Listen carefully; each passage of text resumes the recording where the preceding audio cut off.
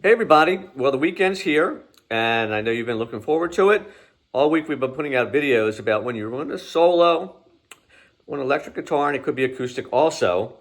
You can really look at some of the original rock players that were simple guitar players, that played simple melodies, that used one note over and over again. And that can be a starting point for you to start soloing. You know, if you get out there and you're listening to these guys that are playing all these notes and crazy tapping, you're going to get very frustrated. But if you go back to the beginning, and some of the guitarists that I mentioned this week, Dave Mason, Neil Young, David Gilmore, these guys don't play fast. They don't play whatever, 32nd notes, 64th notes. They're playing whole notes, half notes. They're playing melodies that mean something. Okay, so that's important when you're starting to play solos. You don't need to worry about playing super fast. That's more of kind of like showing off.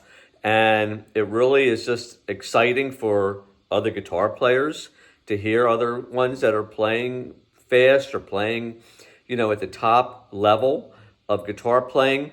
But, you know, for most people that want to listen to music, they want to hear melody. They want to hear notes that they can relate to. And when you jumble up all these crazy leads, it's not really accessible for most listeners. So when we started the beginning of the week and we talked about Neil Young, he had a song called Cinnamon Girl that I needed to learn for a band when I was a teenager.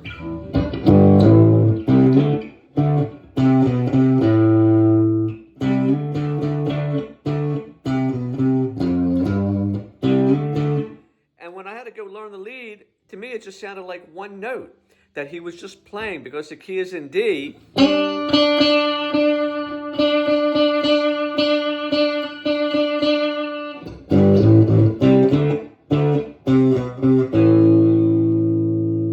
So one note may be all you need. Now he really is kind of, he's using the D chord while he's doing that. He might be putting a B in there.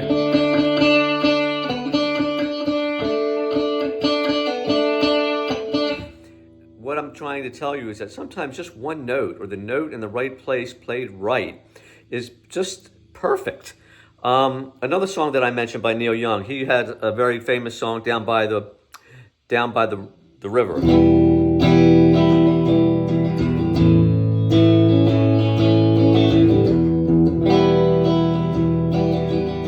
And he'd come in with a solo with an E note.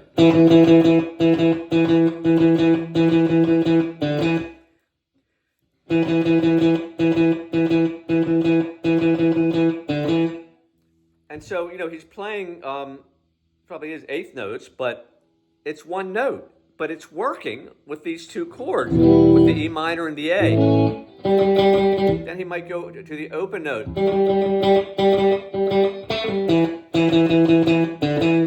And then he plays around pentatonic. And then he might go up the neck and do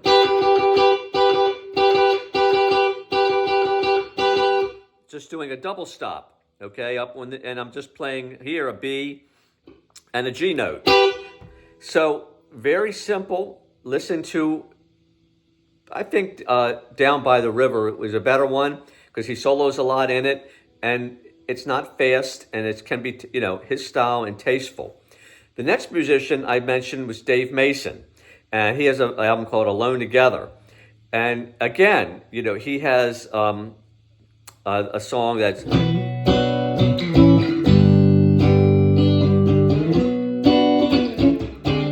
and then he has a lead that comes in.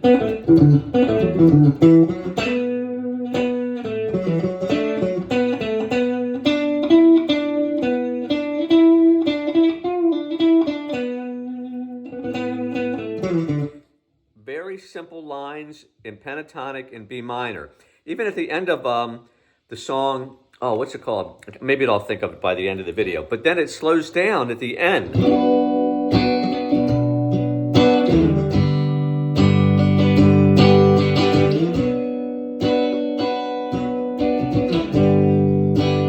And he goes.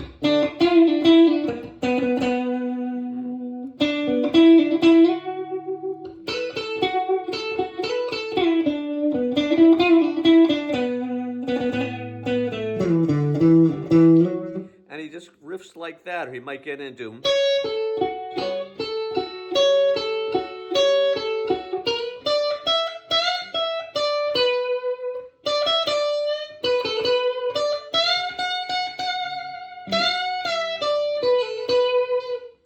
Listen to Dave Mason, listen to Alone Together, even a song that he redid of Hendrix in his version of All Along the Watchtower.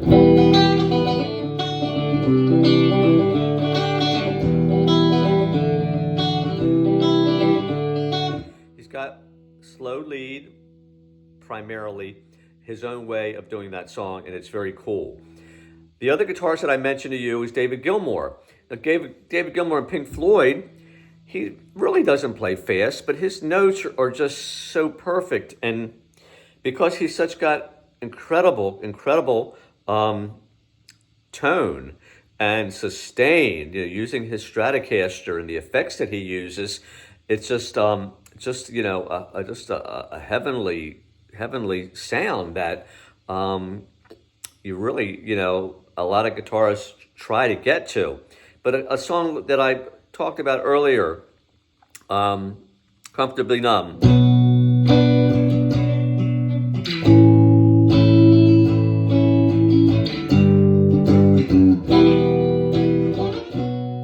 Again, B minor, like the Dave Mason songs.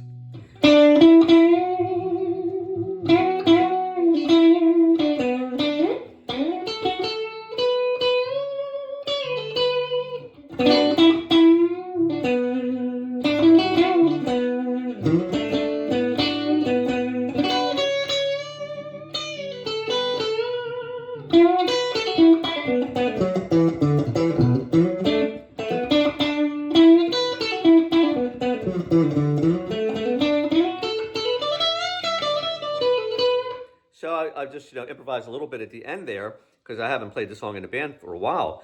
But David Gilmour, if you listen to whether it's The Wall or most of his solos, he's just got such great tone, and every note seems to mean something.